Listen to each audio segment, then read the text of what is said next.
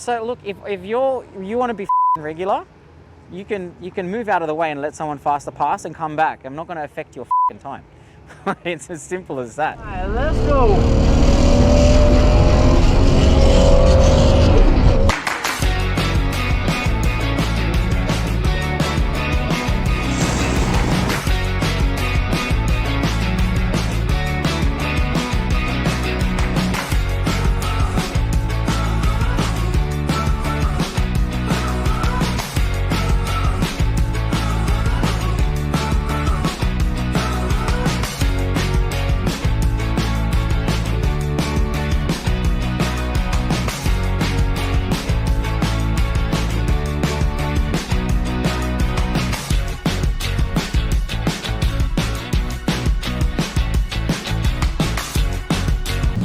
Now it's getting really real. I'm actually a little bit nervous.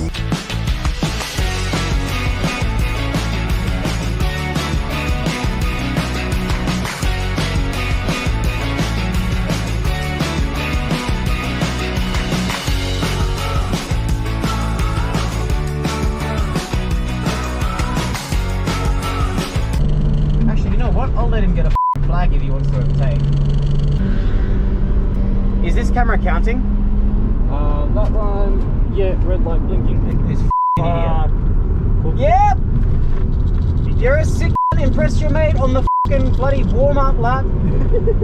Hey guys, we're at Sydney Motorsport Park here at the New South Wales 6 Hour, and here is the car in its final form. In 2023, just before leaving for Uluru, I went to showcase the Supra in its off-road form and accidentally won the top off-road trophy at Beat the Blue Show and Shine. So I took the trophy with me to prove the car was worthy of the title. Since then, I did a few more silly things in the sand, but then reverted back to a normal Supra. I bought some drag radials to go drag racing, and most recently put it on the skid pan for the Datsun Club Motorcana.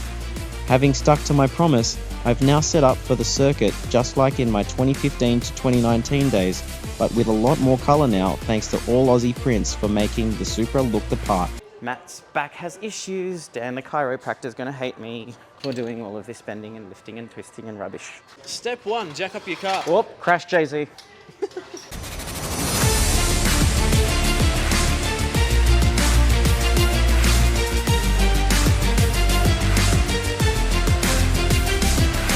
Spoiler alert, one of the tires might explode. I won't tell you why until the end of this video. Surprise guys, we're giving away a $20 Amazon gift card for the person who can guess which lap the wheel explodes on. And which wheel explodes? Put your guesses in the comment below. Now I'm gonna fork out $20. Hey Matt, Jay-Z. it looks like a race car. It's just stickers.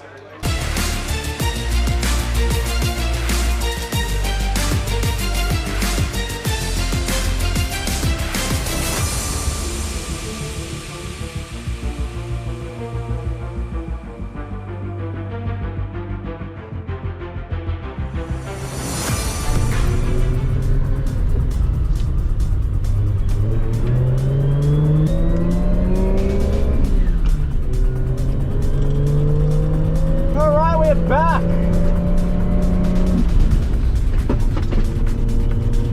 What's in the back?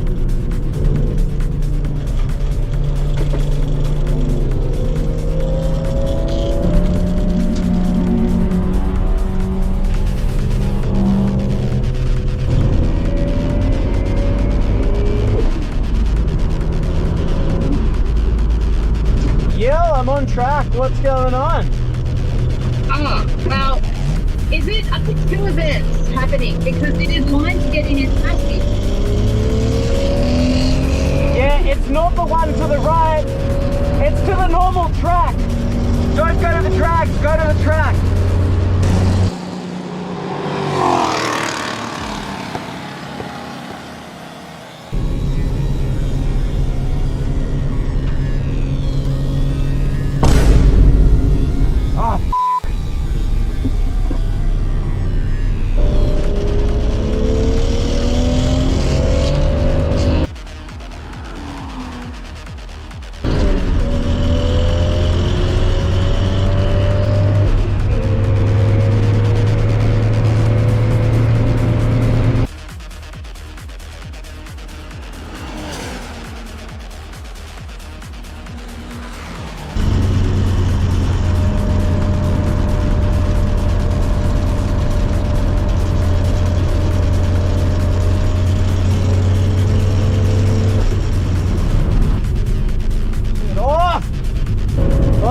frustrating.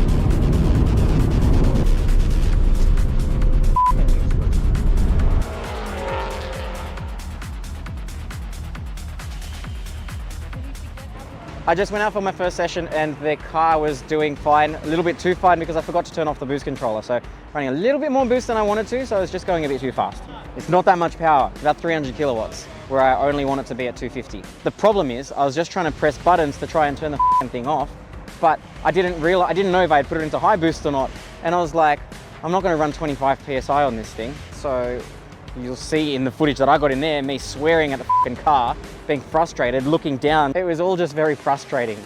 And I'm not gonna wear out the tires. I only have these to last later in the day. How did it feel getting back on the track after how many years? I don't know. It was all right. I don't know. It was kind of like going back to it like it never, like I don't even remember the brake from it. It felt kind of natural, to be honest. I just think the car was feeling a bit lazy, and that's probably because the tires were cold, but it was kind of, I didn't have full confidence in it at all. But I think obviously from experience, the longer you go, the hotter they get, stickier it gets, the better everything is. We'll be back out in a few hours.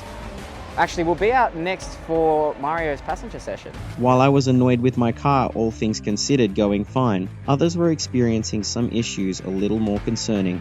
Kirsty's Corolla seemed to have lost a significant amount of power after a few hot laps. All appeared fine in the engine bay, so we wondered if it was low on compression or had an issue with the carby, but the best we could do was wait for it to cool down and have Kirsty take it out again to see if the issue came up again. Luckily, there were no issues from the next session onward. Unfortunately for Mark, however, his day was cut short for a very unexpected issue during practice. Hello, bloody. You want to see something interesting? Are you recording Yes, this? okay. I always want to see something. All right. So what has happened? We've got the car up after practice. I was driving. I did about 8 laps, and probably from about 6 laps onwards, I noticed go around the corners, the car is starting to be a bit loose at the back end. And I'm going, this is a bit weird. And a couple of braking points too. I thought, geez, the car's not stopping as well. And I thought, something, a little, not major alarm bells, but certainly a little bit something was happening. Yeah. So I thought, I'll bring it in. And my 10 laps was basically up anyway, just the first practice session. Yeah. So I came in, as soon as I came in, one of the other guys turned around and said to me, smell diff, gearbox oil. So first of all, we popped the bonnet, had a look at the engine. Engine's perfect, there's nothing going on there. Yeah. And worked, we looked at the gearbox, we looked on the ground, couldn't see anything. I looked at between the two wheels, and there's no oil, because that's where you put the fillers and things, thinking that maybe it's a filler that's loose, the oil's coming out and whatever. So checking in the midline of the car. Then I happened to glance the rear wheels, and all the oil had come down on the inside of the rims and was pooling next to the tyre on the concrete on both sides. And I'm going, that's axle seals. Yeah. And I'm going, both? Please just be one so I can fix one. No, it was both.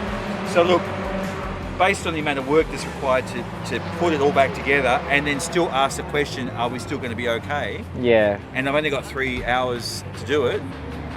It's game over, because it's going to take it. That job, if someone said change these seals, it'll be a day's job. Yeah. It'll take all day to do it properly. And the other thing too is the shoes, they're completely saturated with oil. So even if you wash them clean, Yeah, they're not clean. they're not clean and they don't stop. Yeah. And so I don't have any braking for my rear.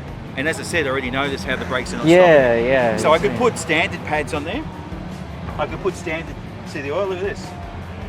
Yeah. I could put standard pads in there, but they're after 3 laps, they don't work. Yeah. You know what I mean? So anyway, Far that's out. motor racing.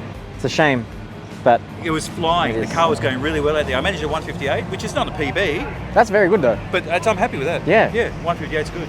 Yeah. And anyway, so after only 8 laps, maybe by the end of the day I'll do 156. Who knows? Okay, so the way it works is we're going to have a few hours of practice to start. So one car from each team is going to be going around the track at any given time. So there's still a lot of cars on track, and we're just there to see what the cars want, if they need anything, if they're going to leak, if they're going to break now. It's better now because you've got at least a few hours to sort it out before the event starts. The event starts at 4 p.m, so we've got plenty of time. We've got a whole lot of friends here today. I'm looking forward, we're going to see Sheepy. He's in Garage 10. We've got Daniel Garrett, and he is, I don't know where he is exactly, but he's racing a Pulsar. Sheepy's in the i30N. And we've also got Greg here, our lap enhancer, as they call him at track day club days. I have been passenger with him a few times and learnt a little bit off him, so I'm looking forward to talking to him today as well. He's running his WRX. We also have the Datsun family. So of course I'm only here because of the Datsun Club. I am in Factory Rust Racing, which was one of the teams. I am driver number 5. Unfortunately, one of the Datsuns couldn't make it in the first place. So we'll see how the rest go. Anything can happen to anyone. An MX-5 just blew a bloody engine and it's poured oil and water all over the track. So they sorted that out. I'm loving all of the variety of cars here. We've got V8 supercars. Like, look at that. That is insane. Just zoom into that cage. That is a proper race car right there. That is on full slicks. That car has a full race team going with it. That's terrifying. I can't wait to go up against that and see the power difference. I might have to go high boost just for the straight, just to see if I can keep up with that, but we'll see. Let's get into it. Practice continued, and drivers were getting as much prep work done as possible, with wheel changeovers, adjusting suspension settings, tyre pressures, and some were just out having a great time trying to get as many laps in as possible. We got to see the likes of the old school and the new school cars, ranging from classic Aussie and American muscle and the classic Japanese lightweight track weapons to more modern hot hatches and turbo 4-cylinders of today, proving lap times that you wouldn't believe were possible. In between all of them lived a variety of actual race cars in very serious teams that were just pure eye candy and eargasms as they carved through the field, probably not even trying.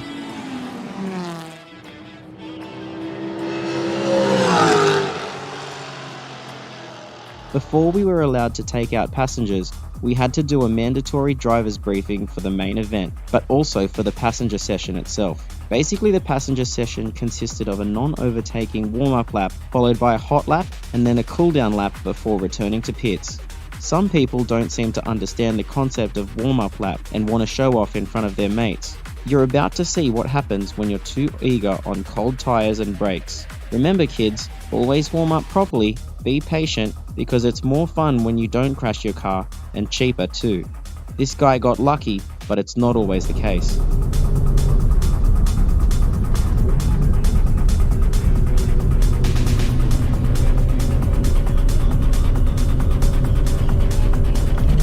Actually, you know what? I'll let him get a fucking flag if he wants to overtake. The brakes hot. Is this camera counting? That one, yeah, red light, Yep! You're a sick impress your mate on the bloody warm-up lap.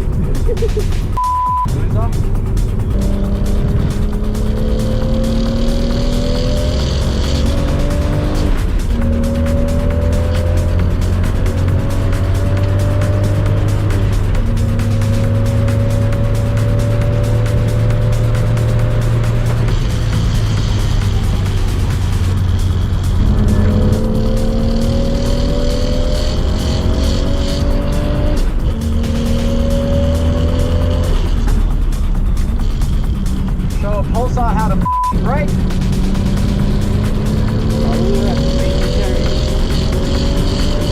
Oh, we're not allowed to overtake here. There's pressure to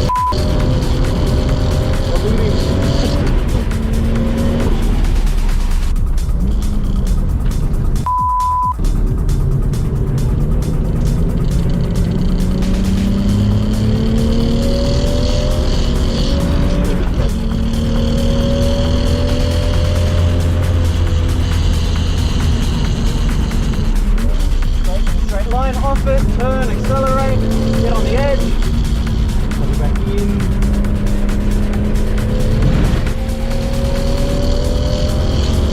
And that should be it. and then cool down. Yeah. You don't want to cool down that? No, there was no cooldown. Yeah. Oh, seriously? Yeah. Oh, sorry. I thought it was like in lap. In lap, send lap, cool down lap. Because if you think about it, you can't switch straight after your send. So that's all good. Yeah. Hectic. Anyway, that's SMP. Nice. Aircon on, like a street car would. And enjoy. Awesome. All right, cool. So that was actually good. I felt a lot better that time. So the first time I went out there, obviously I was on my own. Car felt a bit because the suspension was heaps soft, but also the tires were heaps as well because I hadn't heated them up. But after doing a little bit of a heat up on a lap and getting a bit pissed off with that Pulsar in front of us, the adrenaline took over and the car did really well. I'm actually pretty happy with that. It was really like sticking as you're going around, where you'd think it's gonna lose it. You were just sticking the whole way. Nah, that wasn't even full grip either. You should feel when like semis really lock on. It doesn't make sense how fast you can turn. See, I may rave on about my Michelin Pilot Sport 5s, but I definitely don't have that confidence going around those corners, especially front wheel drive. Like the lines you take, so different. But that was awesome. Now the car should get hot because it's standing still, but I did better ducting, so it might actually cool down, who knows. Well, here we have Lawrence's 1971 Datsun 260Z. This car is running all R32 gear with a turbo RB20 that makes 158 kilowatts at the wheels. The car was turned into a full-time track car. This involved installing the roll cage, tilt and race pedals, fuel and surge tanks, race seats, and of course the interior was stripped. A lightweight combination to bring a healthy time of 1 minute 54 this time. With a new turbo and increased power coming in the near future, we hope to see this car breaking into the high 140s for the GP circuit. And we all know how hard Mark's R30 Skyline goes. This is powered by an RB20 turbo as well, and he ran a 1 minute 51 in practice. This thing's insane for the power it puts out. Before I entered the 6 hour, I wasn't aware that some of my friends had also entered, and it was so good to be out there with them for some friendly banter. You've met Daniel and Harrison a few times on the channel before when we saw Daniel's RS3 at White Line Rally Sprint and Harrison's i30N at World Time Attack Challenge last year. These guys are well experienced drivers now, and I've missed sharing the track with them after so many years off. You haven't met Greg though, who is our driver trainer at Track Day Club. He's won too many events to mention and has quite a few race cars in his stable. Today he has his WRX out to party. We may be able to get some onboard footage with him next Track Day Club event because I think I need a little bit more training, to be honest. That's only got 2 wheels. Yeah, I don't have enough tyre to justify it. Oh my god. With practice and passenger runs coming to an end, all is getting a little more serious as the 6 hour is about to start. The event rules are simple. We are a team of 5 drivers and 1 car goes out at a time in the order chosen early in the entry process. I am driver or car number 5, so I go last. Because of this, my first session is after the sun has gone down and the track lights are on. Family and friends have come to watch throughout the day and made it feel much more exciting, with fun being had on and off the track, and had me feeling like a little bit of a celebrity. Okay, it's getting darker. The cars have been going out. We are now 2nd car out. I've just checked fluids. Everything's good. Oil was a little bit low, so I just topped that up a tiny bit. Even more of the family have come and friends, so that's also very exciting. They're all in the background here. I haven't actually raced at night yet, but it's going to be very well lit. We will be dealing with a much colder track. It might be a bit slippery out there. All I got to do is get some temperature into the tyres. They are so sticky that when I put my finger on them after the session, the skin actually sticks to the tyre like glue and it pops off. So I just need to get it that sticky.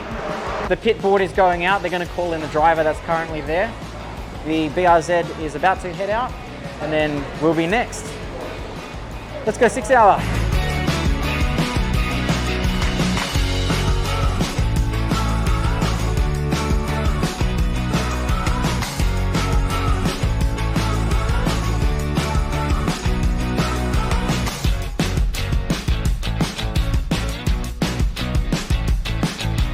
Sorry, is the mic on? Hello? Hello. Hello, hello. Hi, my name's Sibby, and this guy's a douchebag. You've got about 8 laps before you're out, so when it comes to about, you've got... Now it's getting really real. I'm actually a little bit nervous. I'm going to have to go a little bit harder than before. It's going to be getting pretty warm, and the heart's definitely racing, so I just got to kind of count 10 laps and then look for the board and do a warm down lap and come back in. We've set 155. Car's done 150 before, but I don't know what I'm going to do. So as long as I'm under 2 minutes, otherwise... All right, I've got about less than a minute, so I'm going to have to speak to you guys later. Good luck. Laters.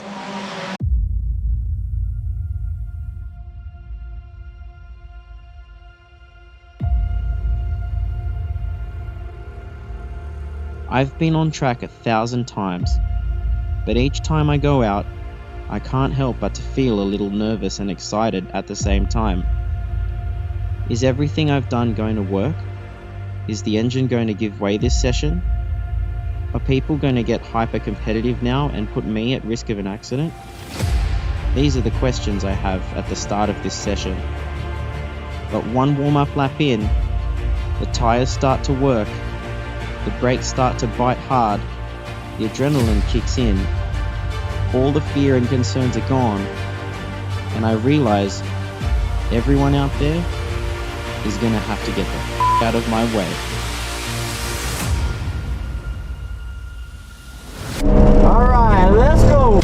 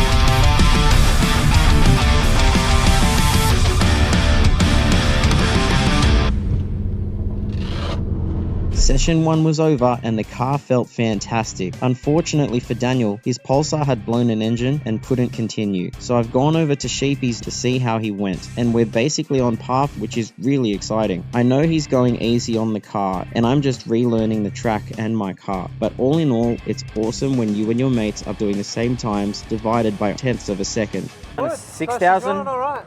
Yeah, You're not driving it hard enough. exactly. But all the ducting's working. I'm using the turbo to do all the work. I nominated 155. I've done 56, 55, 55, 55, 54. So just great, but it's slow. So I nominated 158 and I kept being too quick. So I should have What were done you getting? 55, 56. what are you doing? 56. Oh, so we're on the same thing.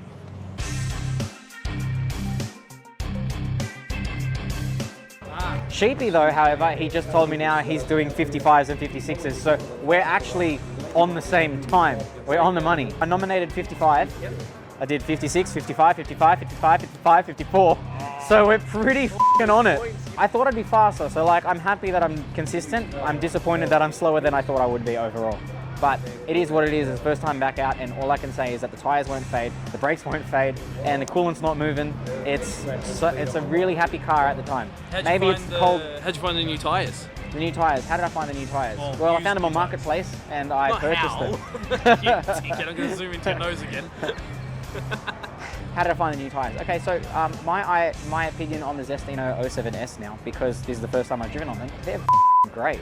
They just stick. The car doesn't want to oversteer or understeer. I'm just doing what I think the car wants. You can feel the limit where the tyre's like, nah, and I kind of just stop at that point. It feels like when I'm actually approaching other cars, I am dive bombing everyone, because with those 07Ss on, I can stop faster than everyone, or it seems that way, because they'll brake and I'll just be like, yeet, jump on it, and I'll still go faster into the corner, turn it, and they're still making it through the corner. So I only have nice things to say about the 07S at this point. They didn't fade, they didn't get tired at all. They were just like pun not intended, but they did not, they didn't fade. I don't know what the next session's gonna bring, no one does, but I'm very excited. I'm really hyped up. Awesome. Any issues on track? Nope. No? There was a safety car Just, towards the end. I don't know what happened, but I was exhausted. I mean, safety car anyway, what better time when the track's slowed down to send someone back out or get everyone prepped. The sash, the reflective stuff on the sash, I guess tore off, disappeared. So Maddie had to actually run and get a new sash, bring it back, otherwise we were gonna get the team points deducted. And I guess 2J was too much for the sticker and it just blew off. I don't know if the wing's doing any differently to what the stock wing does.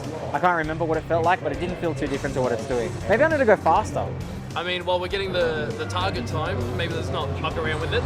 I know, we'll just leave it as it is. I'll just keep cruising it, keep it at 6,000 RPM, and just use the torque to pull itself through the corners, because I'm f***ing faster than everyone.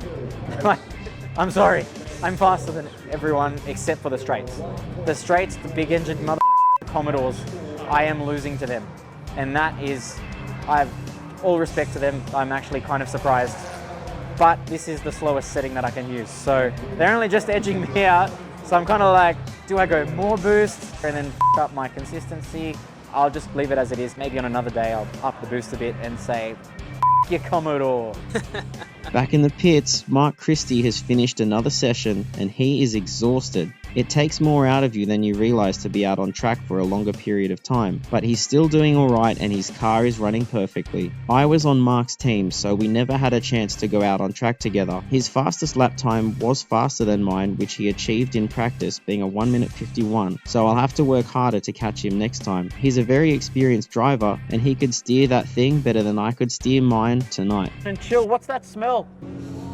Is that you? No, that just happened. It was like a gas. Did you fart? Yeah, no, it smells like breath and gas. Yeah, and it can't be me. Okay. Pit stop. Let's go! Woohoo!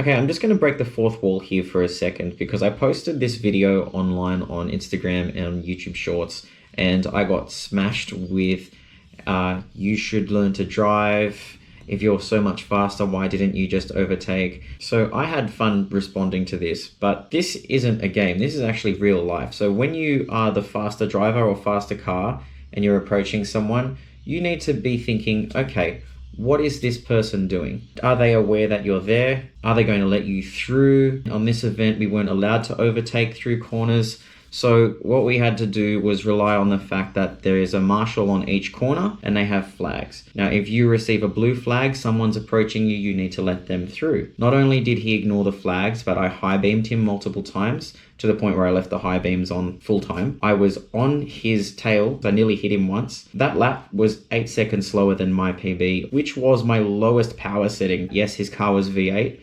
So coming out of the corners, he had the ability to jump ahead that little bit. And that was only because I was off boost because I had to slow down for him. Now, if that wasn't the case, I could be on boost the whole time, going through the whole track, yada, yada, yada. But as you'll see, I do catch up to him very fast each corner. It's just that I had to slow down so much and he wouldn't move off the line for me to achieve that. Of course, you could go out of your line on the inside or the outside. You've watched me overtake car after car. And in most cases, in all of those cases, really, you have to be aware if you're going to do that, you're driving off the line onto parts of the track where there is debris from rubber coming off tires, debris from the ground from people coming off the track and driving back on it, so grass, dirt. The track off that line is also a lot colder, so you're moving your tire from a warm section of track where it's really grippy to a slightly less grippy surface. That's also part of why I didn't overtake. And I didn't want to jump in front of him because he was showing me that each corner that came up, he was just turning in. He wasn't really giving me that space that if it was the other way around, I would have done. So when a car's faster than me, I accept it. I'm going to have fun. I'm going to let him through, try chase that person. And if I can keep up, then that's awesome. That's my practice. But if someone's faster than me, I don't sit in front of them. We're not battling. We're on different levels if someone's that much faster than me. So why would I hinder their experience? Anyway, don't ignore the flags. Don't be this guy. He's ignoring everything and everyone and probably thinks, oh, I kept up with a Supra. You didn't. I've approached him for the first time not knowing what's going to happen from the main straight, and here we are coming up to turn 2. On the brakes early, he's turning well on the brakes, the back's lifted, he's come in too hot, he's nearly spun out. I'm there, I've come off boost, you can see my RPM, it's extremely low. I've caught right up to him, and he's then just instantly gone wide, as you just saw. Coming into this corner, he's braking a bit early, I'm going slow again. If you look at the RPM, it's about 3,500, which is just behind the steering wheel. That is too low for boost. So we're just cruising through this corner. We're still at around 4,000, which is where it starts. And we're coming up to this corner. I haven't even been at full throttle. Turned in, I broke a little bit too long, so I came off boost even more. We continue through this corner. What is he doing braking mid-corner? Honestly, why are you braking mid-corner? And then we've come up to this nice corner where I thought, you know what, I'll go on the inside, but he stayed in the middle of the road. This is actually where I nearly hit him. The camera doesn't do justice how close I am. And then off boost because I had to come almost to a complete stop to not hit the guy. Now I've just kept the RPM up.